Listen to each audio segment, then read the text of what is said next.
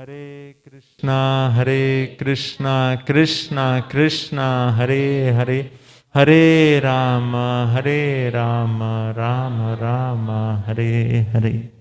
Hare Krishna.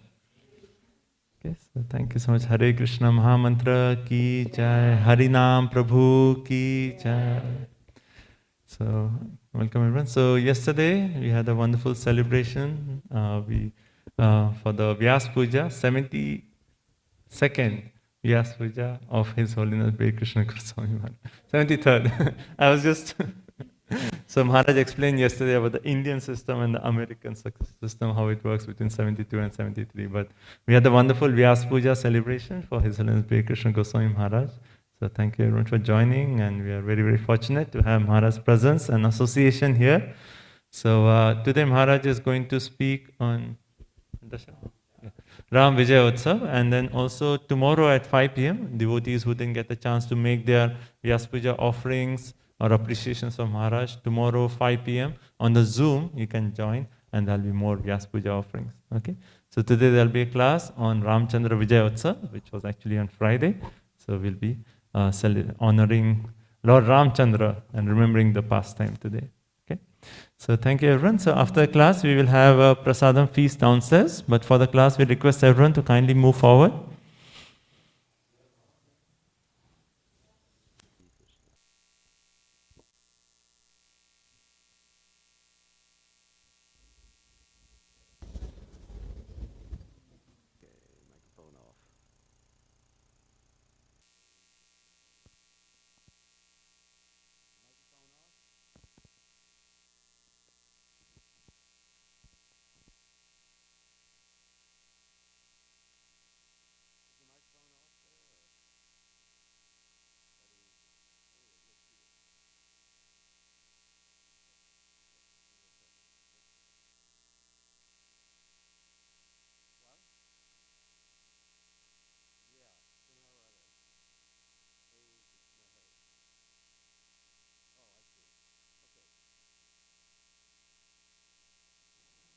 Hare Krishna. Now it's loud enough. Okay.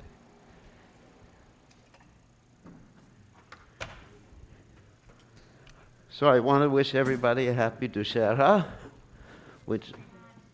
so it's a celebration of Lord Ramchandra's victory over Ravan. It's also Durga's victory too over a demon. In certain places of India they celebrate like that. So we're going to chant Sitaram, Sitaram, Raghupati, Raghava, Rajaram, Patita Bhavana, Sitaram.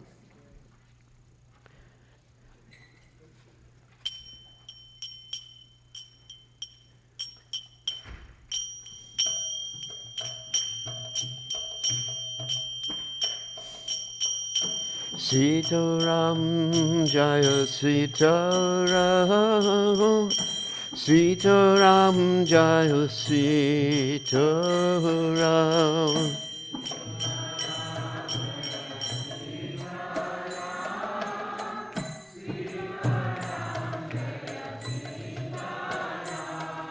Sitaram, Jaya Sitaram, Sitaram, Jaya Sitaram.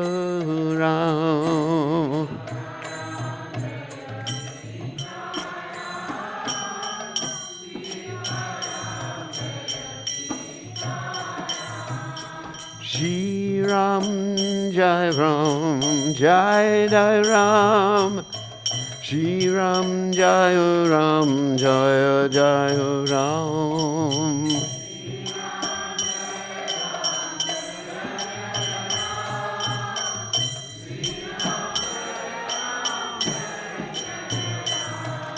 Shri Ram, Jai Ram, Jai Jai Ram. Shri Ram, Jai Ram, Jai Jai Ram.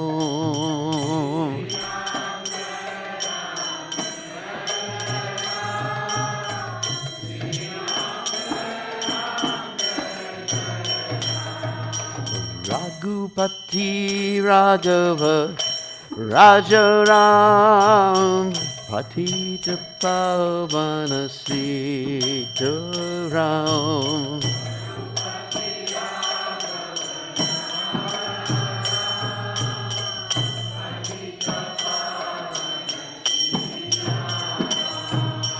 Raghupati Raghavat Raja Raghum Patita Pavana Sitaram.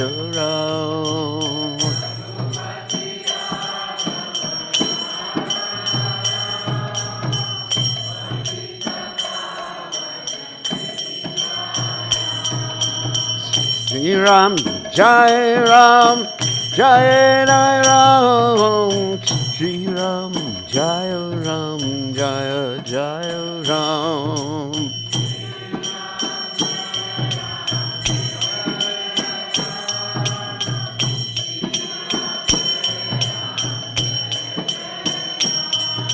Shri Ram, Jai Ram, Jai Ram.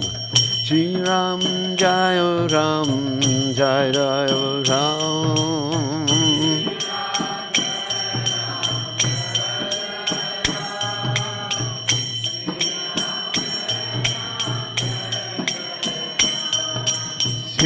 Sitaram, Jaya Sitaram, Sitaram, Jaya Sitaram.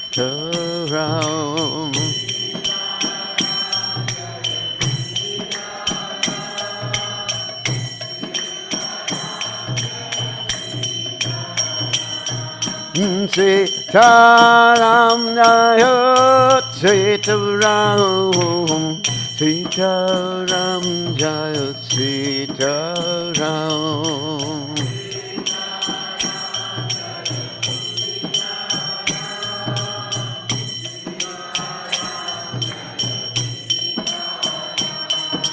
Raghupati Raghavat Raja Raghum Patita Pavana Sitaram.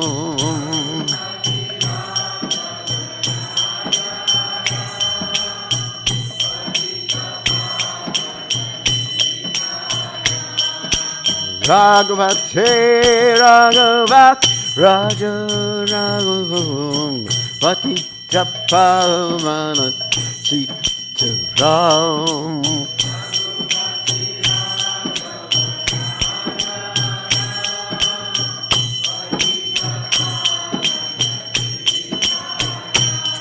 Shri Ram, Jai Ram, Jai Ram. Shri Ram, Jai Ram, Jai Ram.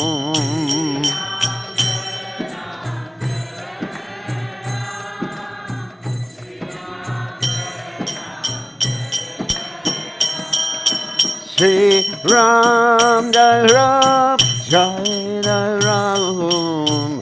Shri Ram, Jai Ram, Jai Ram.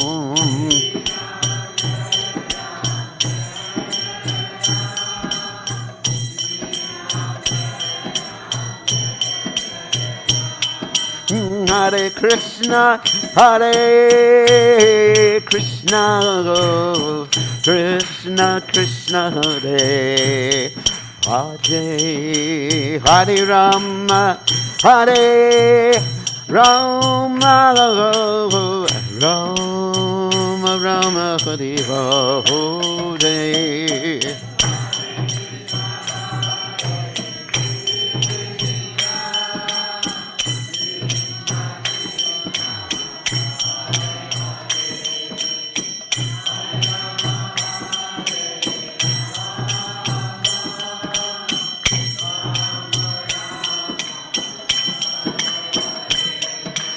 Hare Krishna, Hare Krishna, Krishna Krishna, Hare Hare, Hare Rama, Hare Rama, Rama Rama, Hare Hare.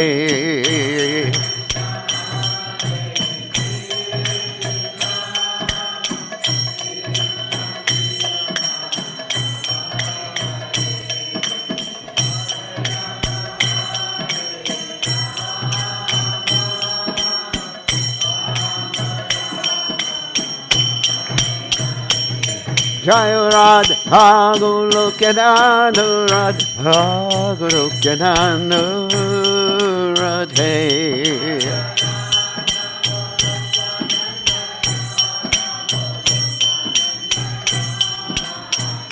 Jaya Radha Golokananda Radha Golokananda Radhe.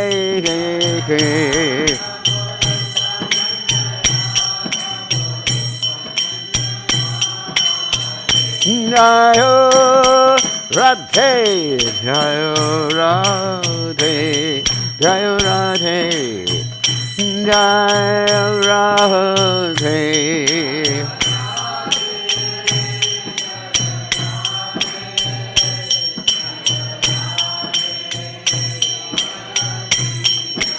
Jayo Radhe, Jayo Radhe.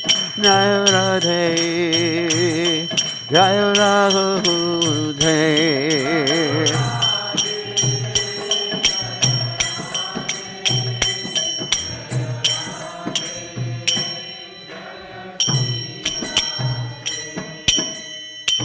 Jai Om Vishnupad Paramahansa Paravidikacharya All Snateta Satashi Shimad, His Divine Grace.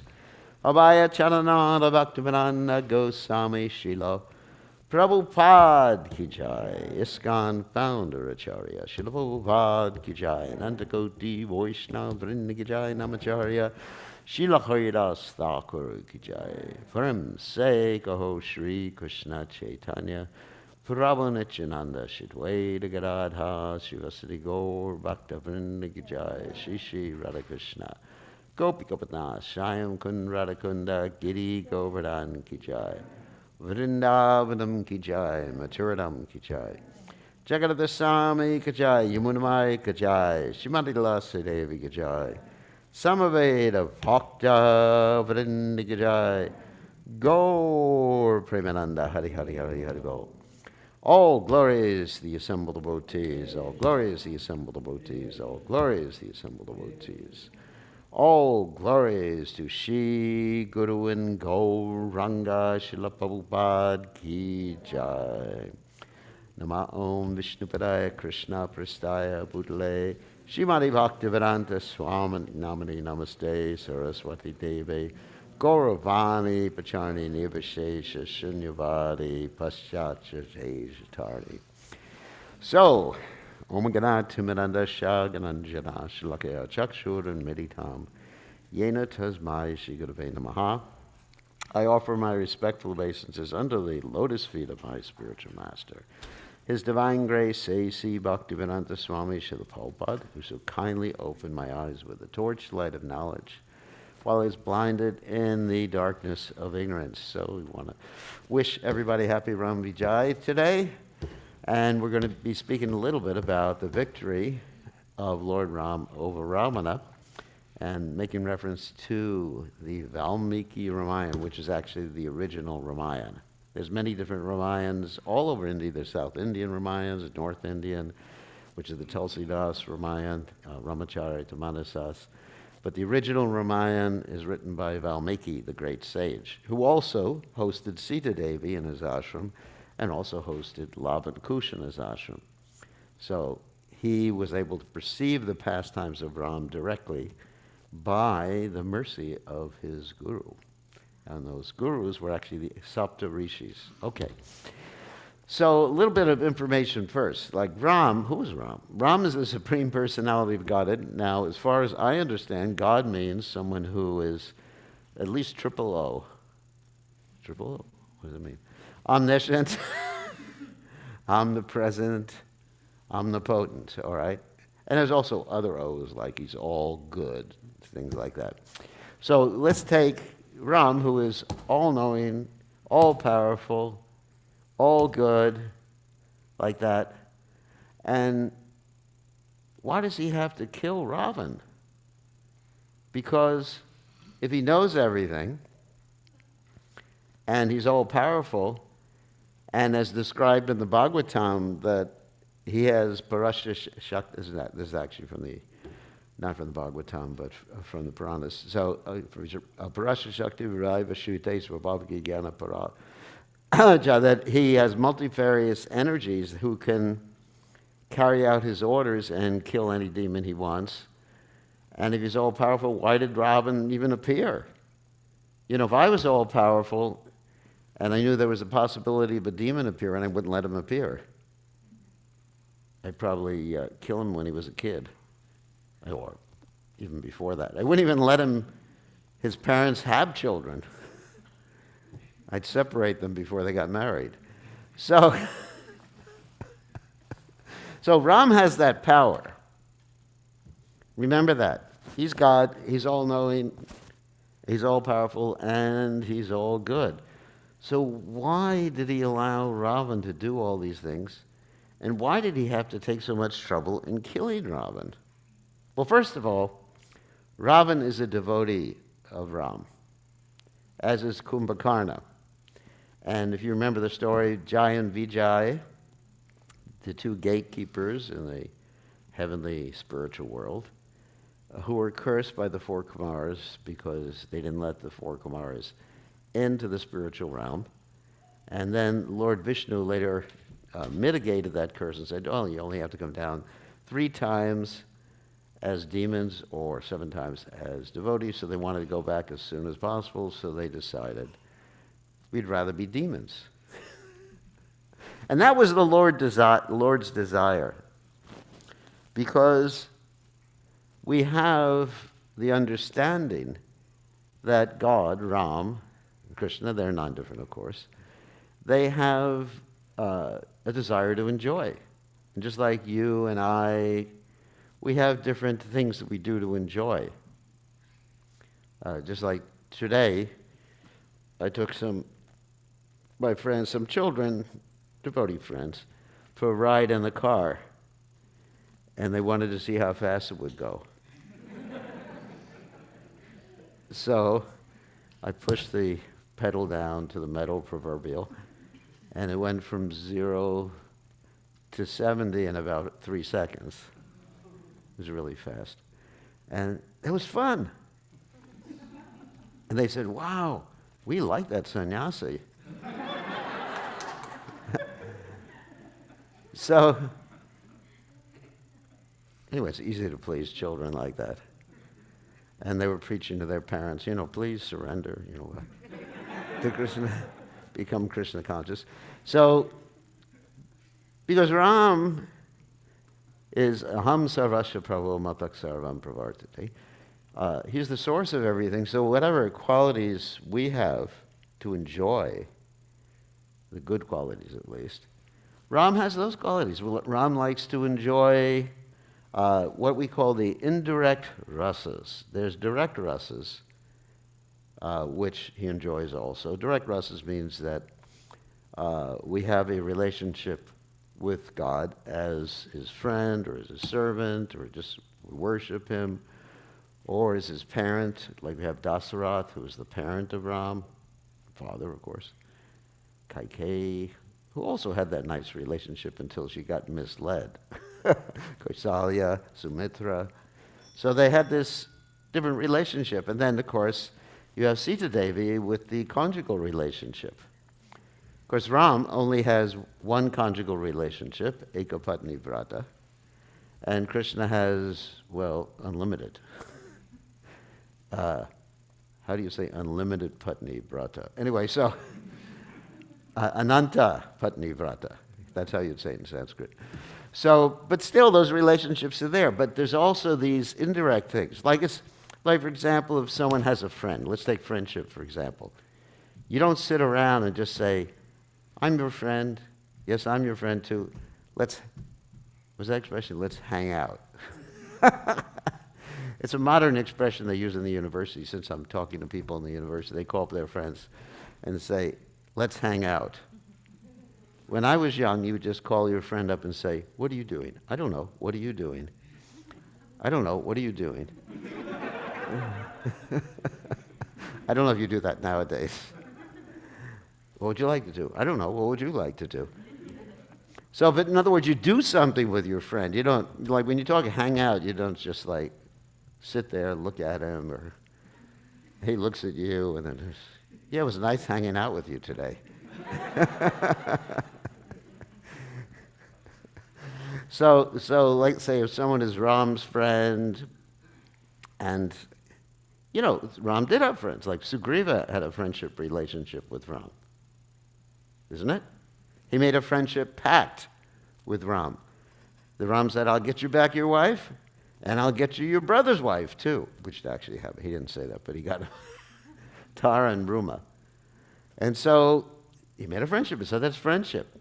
And then Ram has a servant, Hanuman. But Hanuman didn't just sit there, like you see the deities sometimes, Hanuman's just sitting there.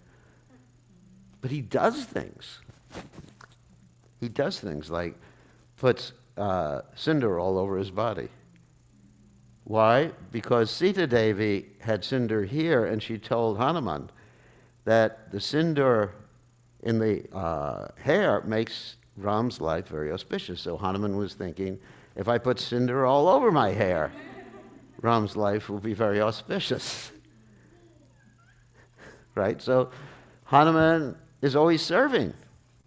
And part of the service is chanting Sita Ram, like that. And Sita Devi is always also serving. Whether you, in this material world, it's like that. Any relationship, there has to be some sort of interaction. You don't just sit and be, unless you're doing mindfulness or something. Then it's just like hopeless. So there has to be some sort of interaction. So those interactions are defined by the acharyas as indirect rasas. And there's humor sometimes. That's one of the indirect rasas. There's chivalry. Ram certainly does all those things. Ram is, extremely humorous sometimes. You don't hear about it often, how humorous Ram was. But, just like when there was Surpanaka, that beautiful girl. She was. She just, she was able to change her form. That's the benediction she got. So Surpanaka goes to Ram and says, I love you. And Ram says, this is joking. He says, my brother's wife is not here. You'd have trouble if you married me because Sita Devi wouldn't be too happy with it. So go to Lakshman. She goes to Lakshman. And then they go back and forth. Of course, ultimately, Lakshman has to give her a little operation, a nosectomy and a earectomy. Interesting sometimes how the Lord becomes a surgeon, like Lord Nrsingadev does a intestectomy on Hiranyakashipu. So there's there's another rasa, like ghastliness. There's fearfulness, like you see Ram sometimes getting very fearful, like when Ravan is hit by the Shakti Shila weapon of Indrajit, and Hanuman has to go and get the Richard Sanjeevani from the mountain. So you see all these different rasas, ghastliness, shock, humor, fearfulness, chivalry. Ram is certainly very chivalrous. And that's how we enjoy life, and that's how Ram enjoys life. So in order to enjoy that life, he has his devotees come down to the earth planet so he can interact with them in these different moods. So it appears that he's fearful that something's happening to Lakshman. It appears that he may get bewildered. How can I kill Ravan? Because, every time I cut off one of his heads, another one grows in its place. I mean, that would be pretty fearsome if you just, cut off someone's head, bloop, another head grows. Whoops, sorry. Another head grows. You got to be careful when I give class. So anyway, so another head grows in its place. I mean, and Rama just gets bewildered, isn't it? But he's God. At the same time, you contrast that with he's all-knowing, which is unbelievable. So, because if you're all-knowing, you can't enjoy anything. Isn't it? I mean, if you know everything and you're all-powerful, life gets pretty boring. You sit around and say, all right, I know everything. There's a demon, die. Yeah, it's pretty boring, isn't it? You just get whatever. It is boring to get whatever you want. Of course, there's other aspects of being God that are not so pleasant, like everyone's praying to you for whatever they want. Please give me a house by the sea, Om Jaya Jagadisha Hare. So that part is not only boring, it's actually irritating. Imagine how irritated God goes. Gets so many people asking him for everything. They think God is thinking people are thinking I'm a waiter in a restaurant. Whatever they want, they can order from me. So anyway, so why or how can he enjoy these different rasas? And that's called yogamaya. He has this potency called yogamaya, by which he voluntarily forgets his position so he can enjoy. And you may think, how can he forget the position? How can someone forget their position even in this world? Well, we find expert actors, dramatists, who can play a certain role and they forget who they are in real life temporarily. Of course, in this material world, sometimes they forget permanently who they are in real life. And then they get married to the actress that they were acting with in the film. That's why you have so many Bollywood problems, because they forget that they were married, and then they think they're married to the person they were in the film with. But God, Krishna, Ram, he voluntarily forgets so he can enjoy this particular relationship. You know, he's worried about Sita being kidnapped. Actually, the real Sita wasn't kidnapped. It was Maya Sita who was kidnapped. But he gets into this mood, and he's really enjoying playing with Ravan. Just like Lord Nrsimhadev, the same example is used, or Lord Varaha, the same example is used. Lord Varaha, of course, was killing Hiranyaksha and Nrsimhadev Hiranyakashipu. They actually played with the person that they were going to kill. He's God, so he lets him go, brings him back. Like with Hiranyaksha, Lord Varaha actually let him go, pulled him back, fought with him a little bit, and the demigods were getting all worried. Also, he wants to entertain people, too. You know, if you're an actor, you definitely want to have an audience, right? So Krishna and Ram, they like to have people watch them and enjoy. And that's their compassion, too. Because when we watch them or hear about them, we become attracted. Isn't it? I mean, it's so attractive. Like Prabhupada said many times, how can one love God unless one knows what he's like? Like you see, there's so many religious institutions. I love God, I love God, I love God. It's impossible to love someone without knowing where they live, what they do, what they look like. It's just like, it's impossible. I mean, I can't do that. If someone says, you know, please love me, of course I'm sannyasi, don't do those things. But if someone says, you know, here, please love my dog or something like that, but I'm not going to show you a picture of him or tell you what breed he is or tell you how old my dog is, but love my dog. You know, this is the material world. Everyone loves their dogs. And so it's impossible. It's impossible, isn't it? You got to know the characteristics of someone. Like if you say you love someone, you got to really know who they are and what they do. So that's why, another reason why Ram does what he does, so the people can be attracted to him and not speculate as to the nature of God. Generally, there's this conception that people use against, or this argument that people use against religion. They say that people believe in a personal God because this is a big word. It's anthropomorphic. It's a big word. Anthropomorphic means it's in the same form as themselves. And they said, well, if horses had a god, he would look like a horse. If people in China had God, he would have eyes like people in China. If people in Africa, he would look like, and actually they do that sometimes in Christianity with pictures of Jesus Christ, depending upon the part of the world. They depict him as looking like the people that live in that part of the world. That's called anthropomorphic. I mean, I could tell you what he actually looks like, but I won't. I'm not going to do that.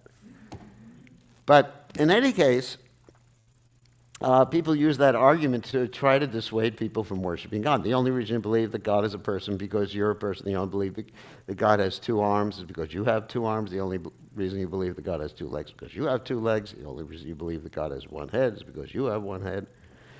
So we can understand our conception of the absolute is not anthropomorphic in the Vedic literatures because we have avatars or expansions of God, some of whom have two arms, some of whom have four arms and more arms, some of whom have a horse's head in a human body, not a griva.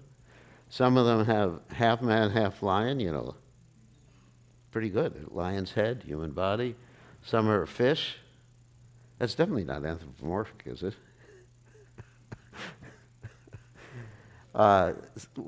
So many different. So that's amazing, because God wants to enjoy. Ram wants to enjoy, so he does all these things, and wants to entertain us too. So we lose our attraction for the variety of this world. I mean, that's his compassion. The yogis sometimes try to become detached by the process of neti, not this, not that. In other words, I will become detached from this body. I'm not this body. I'm not this. Try it someday. It doesn't work. Sometimes I see a devotee who's very sick and I preach to him, "You're not the body, Prabhu." It just makes him angry. It just makes him feel he said, "I'm in so much pain." Don't feel your pain. It's Maya. It doesn't work. So the only way to become detached is to become attached, because by nature we're meant to be attached. And so when we hear these pastimes, raso varjam, raso pyasa, param drishta nivartate, then we actually become so attached to Ram that you can't even think of your own problems anymore or your own desires anymore. Just like Srila Rupa Goswami says, if you at all desire to enjoy society, friendship, and love, don't go to see Krishna playing on his flute in the banks of the Keshi Ghat. Because if you do, then everything else is going to be boring in comparison. And that's called nirapeksha, the detachment a devotee gets. A devotee is not negative. If you find someone negative towards this world, that's not a devotee. Or maybe like an immature devotee. That's Maya. That's Maya. You're Maya. Everything is Maya. Maya, Maya, Maya, Maya. Maya body.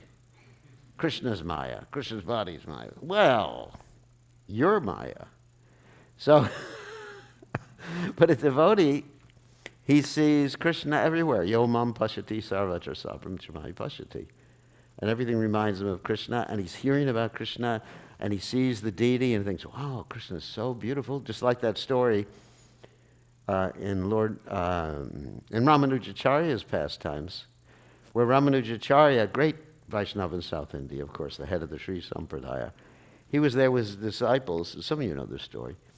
And there was another gentleman there who was with his girlfriend. Yes, in India, sometimes they have girlfriends too. And believe it or not. And he was so attached, his gentleman's name was Dhanar Das, and he was so attached to his girlfriend, he was fanning her with a peacock fan or a chamara or something. That's really interesting. And holding an umbrella over her head and walking backwards as she was walking so he could just look at her. Isn't that love? That would be... Oh, you ladies would love that if your husband would do that for you. So, so Ramanujacharya's disciples started laughing, and Ramanujacharya said, "Don't laugh at him. I want to ask him why he's like that." And he asked the gentleman, he said, "Why are you doing that?" He said, "Because she has such beautiful eyes." And he said, he didn't say you're in Maya. He could have done that. That would have alienated the poor individual. He said, "Can I show you tonight someone with more beautiful eyes?" And the man was thinking, wow, can't wait. So that night he took him to see the deity Varadadaraja, the wish-fulfilling deity. And he looked at the deity and went, "Wow!" And then he got married to his girlfriend, and they became great devotees. I mean, there's a whole story about Ramanujacharya like that. So that's the point, and that's why we're hearing these pastimes. And that's so two things: the Lord is enjoying. Otherwise, Krishna and Ram don't have to come down. Prachanaya sadhanam vinashaya chadushkritam.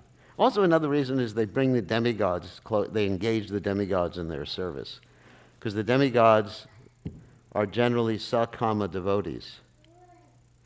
And sakama devotees, they need to be engaged in service, because and they need to have some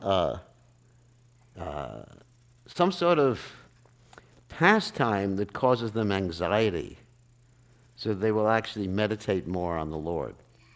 You know, when you're in anxiety, you actually, what do they say? There's no atheists in foxholes.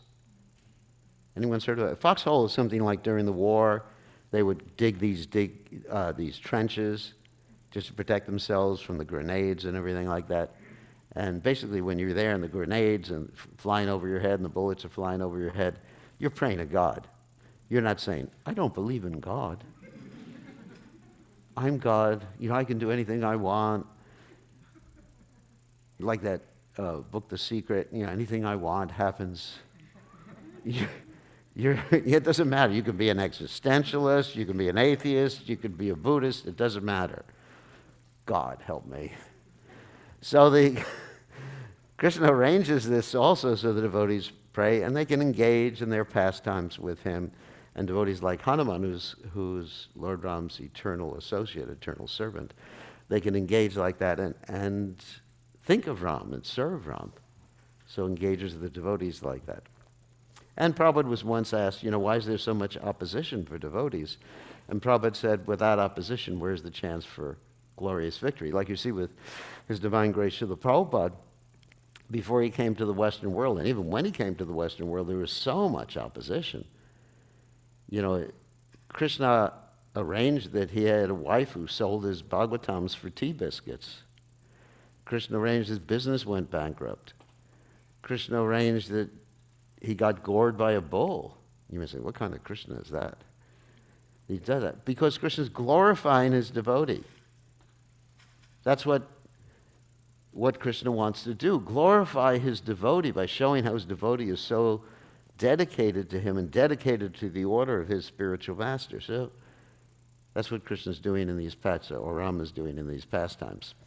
Okay, so let's get to the story, because I know this is from the Valmiki Ramayana. I have extensive notes of the whole Valmiki Ramayana because I've studied several times Valmiki Ramayana. It's the world's largest epic poem. Mahabharata is quite large too, but it's not an epic poem. The Ramayana is written in the same meter, poetry, the whole Ramayana like that. And it's very, very beautiful in Sanskrit. So, let's take up in sort of the end of the battle. So at this particular point in the battle, I'm using my notes, Lakshman, he gets really angry at all the Rakshasas, and he wants to just wipe them all out using a Brahmastra.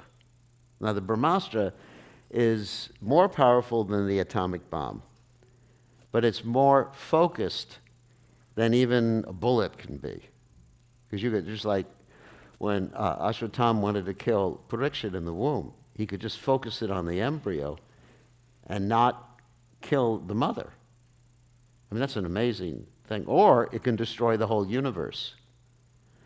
So Lakshman is getting ready to use his Brahmastra, and Ram says, no, don't hurt everybody. Don't hurt innocent Rakshasas. Don't worry, I'm going to kill him soon. And Indrajit, when he hears this, he gets really worried about his father. Because Indrajit, he's called Indrajit because he conquered Indra before anyway, it was when Indrajit actually defeated Ravan. So Indrajit he makes a black magic copy of Sita Devi. Look exactly like Sita Devi. And brings her, this may be different from the movie or the version you're used to, but this is from the Valmiki Ramayana. So brings her before Hanuman and just mishandles her and kills her. And Hanuman gets extremely depressed, and he just starts killing so many Rakshasas. He doesn't kill Indrajit. He's not able to at this point. Tells Ram the news, and Ram gets really depressed. And remember, he's omniscient. So why is he depressed? Because he wants to experience that. You know, there's actually a nectar to feeling depressed sometimes, and an anxiety.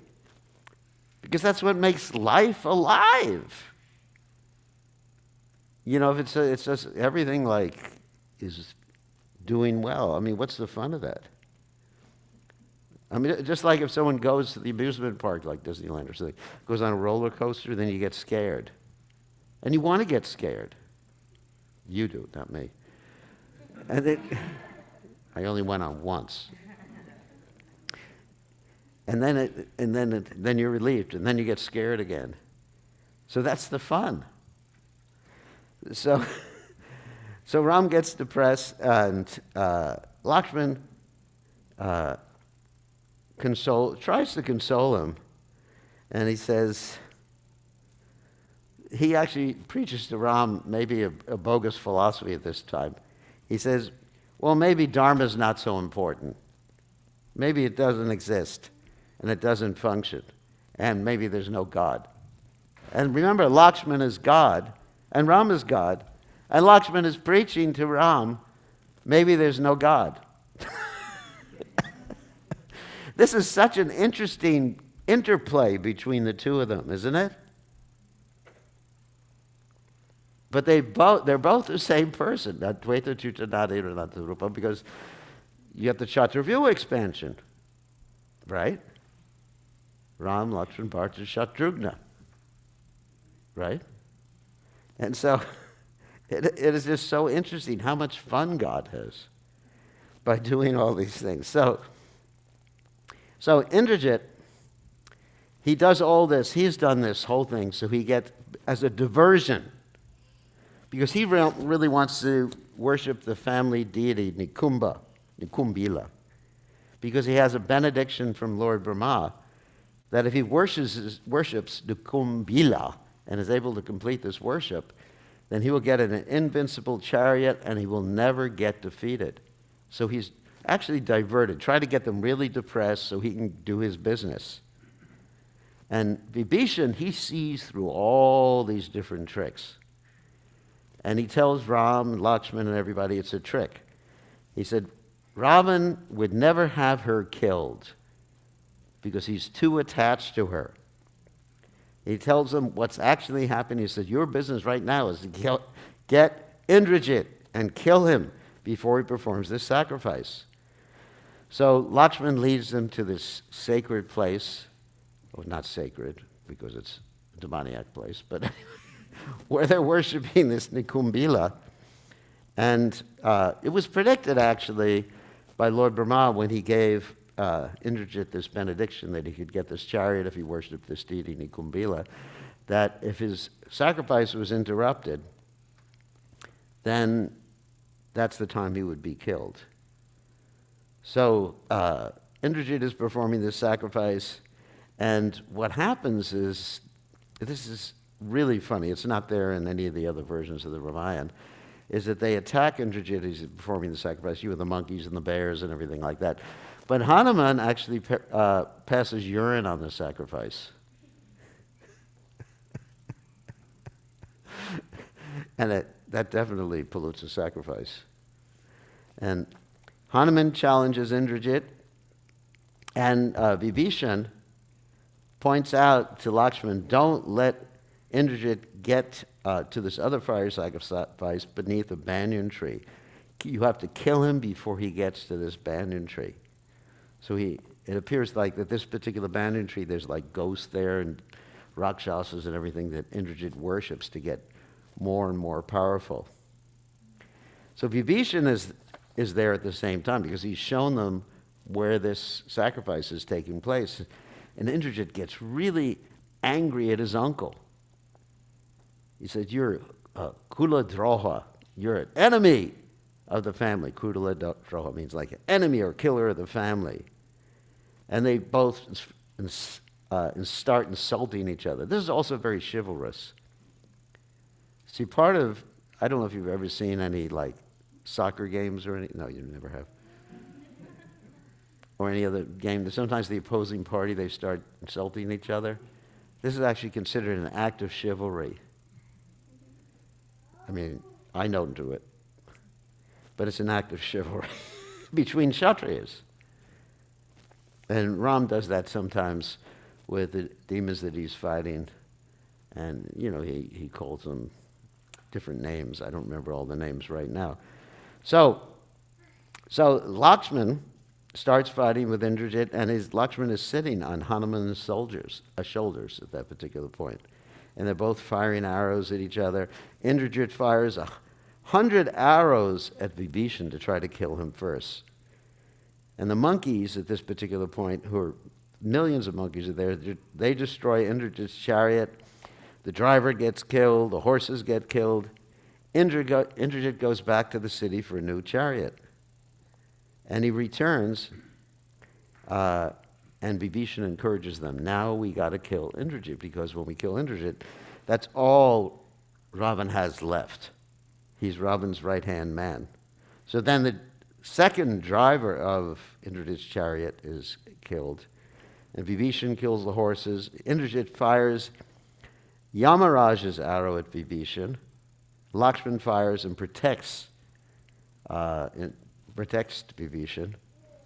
And Lakshman fires Indra's weapon, saying, if Ram is the soul of righteousness, slay this demon. So he takes this vow. And Ram, of course, is the soul of righteousness. Maryada, he's etiquette. I mean, he's Purushottam. Maryada Purushottam, right? He's the personality of etiquette and manners. And, like it says, one word and one wife and one arrow. You can depend on Ram. Krishna is a little different than that. Krishna says, I'm not going to fight. He fights. Krishna says to Rukmini, I won't accept anyone else as my wife. Then another 16,107 of them. So Krishna steals butter. Krishna's very tricky. But Ram is not like that. It's like almost the opposite in certain manifestations of the personality. So anyway, Indrajit's head is cut off. All the Rakshasas flee at this particular point, and Vibhishan starts praising Lakshman. And when Lakshman gets back to Ram, Ram shows Lakshman this great affection. He puts Lakshman on his lap. You see so much love this is another really important topic in the Ramayana, the love between Ram, Lakshman, Bharat, and Shatrugna. Like you have Bharat, who's not even taking the kingdom up when Ram is gone. He's lying underground as to not be lying higher than Ram, or even at the same level as Ram, worshiping Ram's shoes. So much loyalty. I mean, that's a really important lesson from the Ramayana, the loyalty between brothers, and how we should be loyal in the same way. So anyway, Ram is very happy with Lakshman, and Ram then calls again for Shushena, who's the doctor. And he says, restore him and Vibhishan and all the injured monkeys and bears. Shushena, the doctor, gives them some powder to inhale, and Lakshman gets completely healed, And all the monkeys and bears and everyone's healed at this particular point. Actually, it's very interesting that after the whole battle, I'm just going fast forward, but I'm going to be back again at this particular point. But after the whole battle, all the monkeys and bears are brought back to life by this Mrityu Sanjeevani, and also by the demigods. But that's another part of the story. But because Ravan arranged that when any Rakshasa died, they were thrown in the ocean. So they couldn't be brought back to life. Their bodies weren't there anymore. But all the bodies of the monkeys and bears that died were still there. So when they brought this Mrityu Sanjeevani, they were all be able to be brought back to life. So there were no dead soldiers at the end of the battle on Ram and Lakshman's side. So Ravan is completely enraged at this point. His son is most important son. Of course, the other ones have already been killed. And fire is emanating from him. He's just like, it's frightening at this particular point. And he becomes, I'm going to teach them a lesson. I'm going to kill Sita. And his associates just talk him out of it. Not a good idea. Don't kill Sita. You can enjoy her after you defeat Ram. Don't worry, you'll be able to win. So it's a little pep talk he has here. So he orders all the remaining Rakshasas to kill Ram, and Ram uses his invincible Gandharva weapon. The Gandharva weapon is a weapon that makes all the soldiers on the opposing side see their enemy, Ram, in their fellow soldiers. So they each look at each other and they see Ram and they start fighting with who they think is Ram and they kill each other off. That's called the Gandharva weapon. And Ram uses this quite a few times. When he was fighting with Karan Dushan and the 16,000 Rakshasas too, he also used that particular weapon.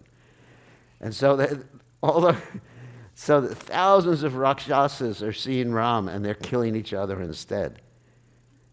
And then the remaining Rakshasas realize, they lament, they say, Raman is so stupid and Surpanaka is so ugly. So they start talking. They're really upset. Why are we serving this ugly lady and this stupid Rakshasa? Okay. And Ravan, he gets really desperate. He calls out his few soldiers like Mahaparshva, Mahodara, and Virupaksha, and he sends them door to door in Lanka to get the remaining Rakshasas. And he goes out on his chariot to attack Ram, and there are all these inauspicious signs that are occurring, like his left eye starts twitching. For those of you who are men, when your left eye is twitching, that's bad. Something's going to happen. And for the ladies, when your left eye is twitching, that's good. So just...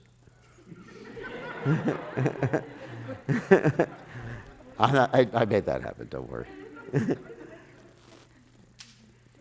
I remember sometimes when that happens with the devotees, their eye starts twitching, they just hold it, won't twitch anymore. Like, they think that's going to change their good fortune or change their fortune. So Ravan goes out with 8 horses, inauspicious signs, and Sugriva starts slaying Virupaksha. He just slaps him on the head. Sugriva kills Mahodara's horses and cuts off the head of Mahodara. This is the final battle, actually. We're getting to the end. Rakshasas flee at terror, and Angada slays Mahaparshva. And then, of course, Jambavan kills the horses. Angada strikes Mahaparshva in the heart and kills him. And Ravan starts attacking all with Lord Brahma's missile. But Ram doesn't even fire his arrow at this point. He just twangs his bow, and everyone falls on the ground. Doesn't even need an arrow. And Lakshman starts, we're almost at the end, the killing. Lakshman fires arrows at Ravan, but Rama cuts the arrows down and ignores Lakshman and goes to Ram. Ravan uses the Asura missile, that means a demon missile, and Ram counters with the fire god missile. And Lakshman cuts the flag, the head of the driver, and severs the bow of Ravan. They're both fighting with Ravan at this point. And Vibhishan kills the horses, and Ravana hurls a javelin at Vibhishan, and Lakshman cuts it down. Then Ravan hurls a second javelin at Vibhishan, but Lakshman interferes, tries to cut it down, but he's hit with this javelin. So the javelin actually goes into his body.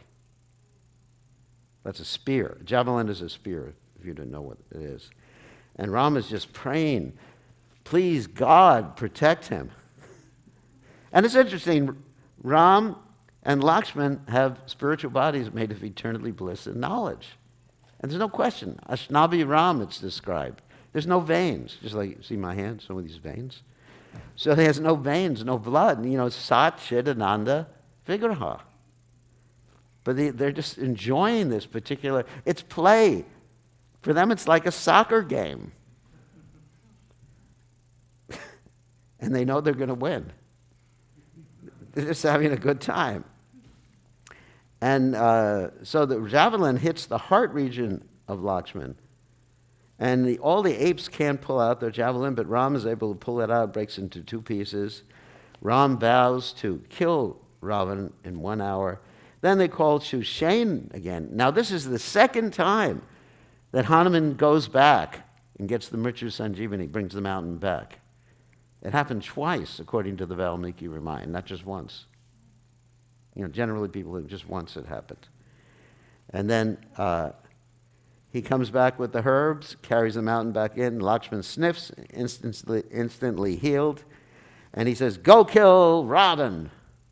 He jumps up.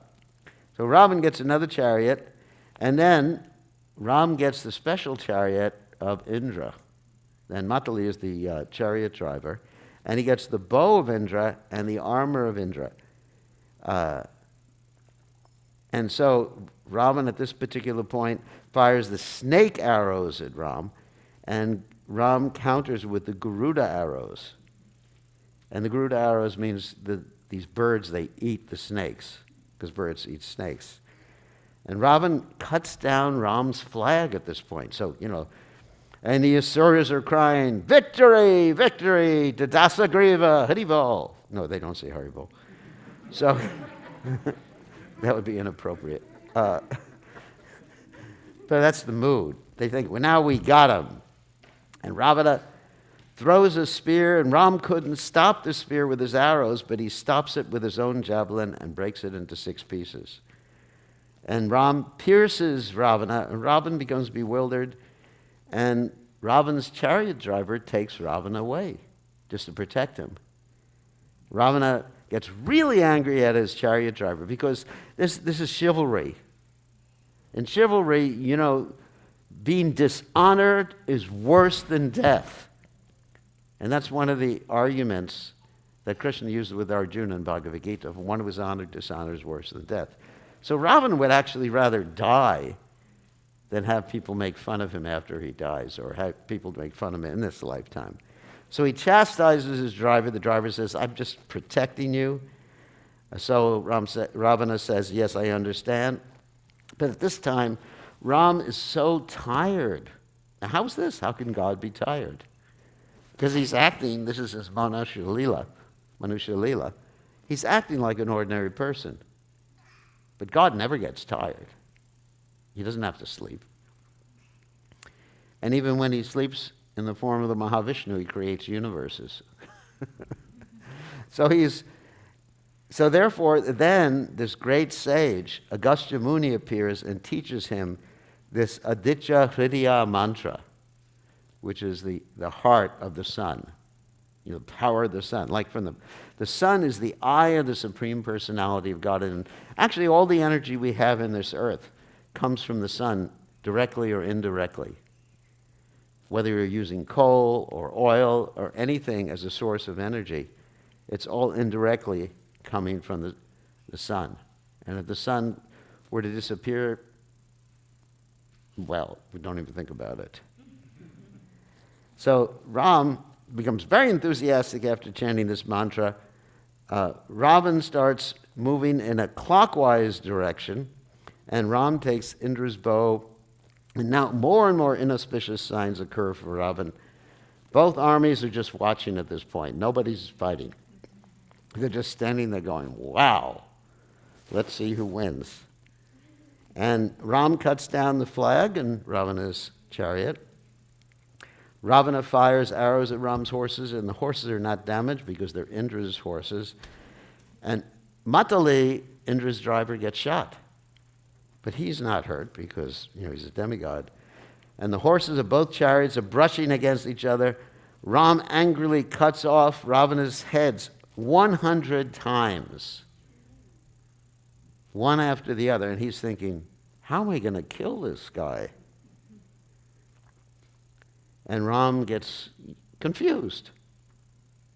He acts confused. So this is also, he's enjoying this, being confused. How am I going to kill? Just like when Krishna saw the coward boys march into the mouth of the Gasura demon, Krishna was thinking, what am I going to do? All my friends are there. That's what makes life enjoyable. And so, anyway, so the battle is continuing day and night, and finally, Matali says, use Brahma's missile, and Ram fires it and hits Ravana's heart. And Ravana dies, and Rakshasas run, apes run after all the Rakshasas. Flowers and drums come from the sky, congratulations.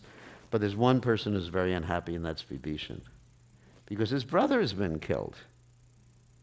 And Vibhishan just feels guilty that he's the cause of the death of Ravan, his brother. And he refuses to take over the kingdom. He refuses to do anything, and Ram has to preach to him, to tell him that it's your duty to do this, and also to perform the funeral ceremony for your brother. And in this way, Vibhishan becomes the king of Lanka, and Ram celebrates his victory. Of course, right after that, Ram is asking to see Sita Devi, and Sita Devi is brought back in a palanquin, and right before she comes right before Ram, all the monkeys and bears and everything like that, they want to see Sita Devi, over who this whole war was fought. And she's protected, like a chaste lady protected in the palanquin. And Ram says, her own chastity will protect her, let her come out, let everybody see her. And so she walks out, and Ram says to her something that appears to be so cold and heartless and cruel. He said, lady, now you can go wherever you want. I fought this battle, to protect my reputation and do the right thing. So do whatever you want at this point. And Lakshman, he's not understanding what's going on. And all the demigods, they practically don't understand except for Agni at this particular point. And everyone's crying. I mean, what are you doing? You're the Supreme Personality of God. And Ram says, no, just let her go wherever she wants. And he says to Vibhishan, make a pyre, a funeral pyre, or a pyre of fire, and let her enter into it to prove her chastity if she's been chaste. And Vibhishan is just like, what? Not Vibhishan, I'm sorry, Lakshman. Lakshman is saying, what? What do you want me to do? And Ram says, I'm your elder brother. You've got to listen to me. Don't rebel against your older brother. And so Lakshman makes this pyre, and Sita Devi enters, and the real Sita Devi comes out, and they're united. And they have to get back to Ayodhya right away, because Bharat has taken a vow, and this is the final day of their exile, that if they don't come back on that very day before the exile is, or when the exile is over, he's going to enter into a fire and kill himself. So they get into the Pushpaka Vimana. That's the airplane that actually came from Kuvera that was stolen by Ravan. And they fly back, but Ram doesn't go directly back because he wants to show Sita Devi all the spots. It's like a tourist trip. You look out the window of the airplane, that's the Eiffel Tower, we're passing by, that's whatever. So Ram and Sita, it's so interesting, this relationship. And then finally they go and they land where Guhaka is, the Nishada king. because Ram promised that he would come and see him before going back. And they send Hanuman in front to tell Bharat that they're coming. So Hanuman lands, and Bharat is getting ready to kill himself.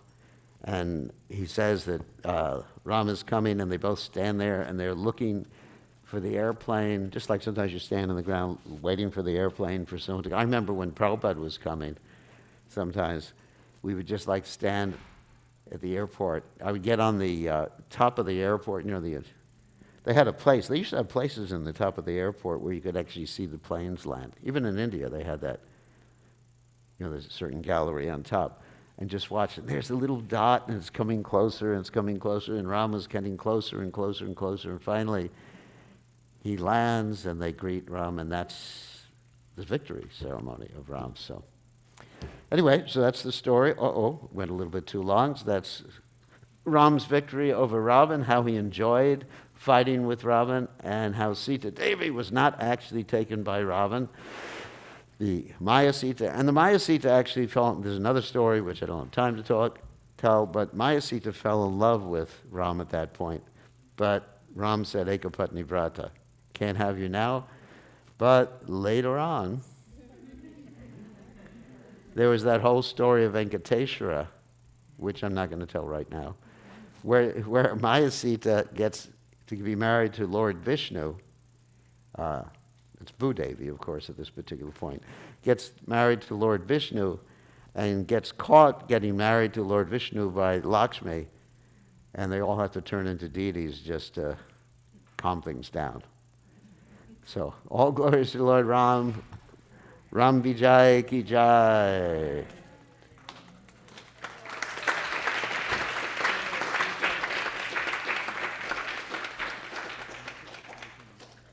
Thank you so much, Maharaj. That's a wonderful narration. Shri Ramchandra Bhagwan Ki Jai. So let's again thank Maharaj for the wonderful Ramayana Katha. Haribo! So as soon as we go down, we are going to have Ravana's waiting there to be defeated. And it's Maharaj's desire to see this happen. So we'll go downstairs and we'll be burning Ravan. There'll be a nice... so we'll have that and then prasadam, right? Huh? So also a few quick announcements before we proceed downstairs. So coming up, as I mentioned, on Wednesday is the starting of Kartik month, the most auspicious month of the year. Haribo! So Kartik, of all the months of the year, Kartik is said to be the spiritually most potent month of the year. It's actually said to be the month of Srimati Radharani. So there's special mercy in this month.